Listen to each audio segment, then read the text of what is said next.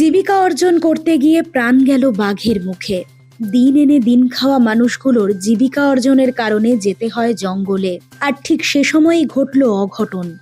এক মৎস্যজীবীর ওপর থাবা বসালো বাঘ। কাঁকড়া ধরতে গিয়ে জঙ্গলে বাঘের আক্রমণে মৃত্যু হলো মৎস্যজীবী তাপস হালদারের। মঙ্গলবার কুলতলির মইপিট কোস্টাল থানার নগেনাবাদের বাসিন্দা তাপস হালদার গোপাল পাইক, নেপাল পাইক এবং নলগোড়া বিট থেকে বৈধ পাস নিয়ে গোপাল পাইকের নৌকো নিয়েই সুন্দরবনের বনি ক্যাম্প সংলগ্ন সিঁদুরকাঠিতে কাঁকড়া ধরছিলেন তারা।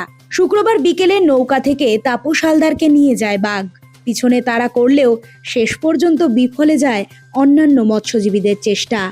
বাড়ির সামনে জঙ্গলে গেছে মঙ্গলবার ওই 9টা-10টার দিকে বেরিয়েছে। নদীতে গেল, খবর আসতে বলে নদীতে পড়েছে। গোপাল পাইকের লোক গেছিল। কজন গিয়েছিল? 3 জন গেছিল। আর কে কে? নেপাল, গোপাল আর আমার স্বামী। কি নাম তোমার স্বামীর? তাপস হালদার। হ্যাঁ, কি হলো তারপর? তারপরে ওই তো খবর আসতে বলে জঙ্গলে পড়েছে। মানে জঙ্গলে কি পড়েছে? আমার স্বামী বাঘে নিয়ে গেছে। বাঘে নিয়ে গেছে? হ্যাঁ। নেপাল ও গোপাল বাড়ি এসে খবর দিলে মইপিট কোস্টাল থানার পুলিশ আধিকারিকরা মৃতদেহটি উদ্ধারের ব্যবস্থা করেন।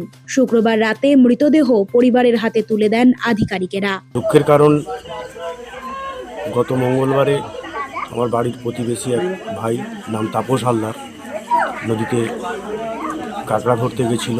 জীবিকা নির্ভর করে কাঁকড়া ধরে, কিন্তু দুর্ভাগ্য হঠাৎই আজকেরই খবর আসে যে উনি বাঘে আক্রান্ত হয়েছে। সঙ্গে আরও 2 জন ছিল, মোট 3 জন গেছিল কাঁকড়া ধরতে। 2 জন ফিরে আসে, তারা খবর দেয় তাকে বাঘে নিয়ে চলে গেছে।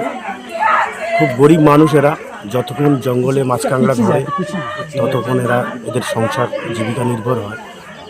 এদের একজন ছেলে আছে, একটাই ছেলে, সে প্রতিবন্ধী, সে কোনো কাজকাম করতে পারে না এবং কুড়ে ঘর, মাটির ঘর, একদম নদীর সংলগ্ন এলাকায় ওর বাড়ি।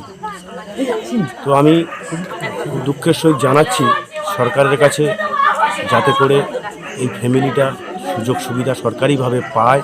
Bureau report, Nobel Bangla.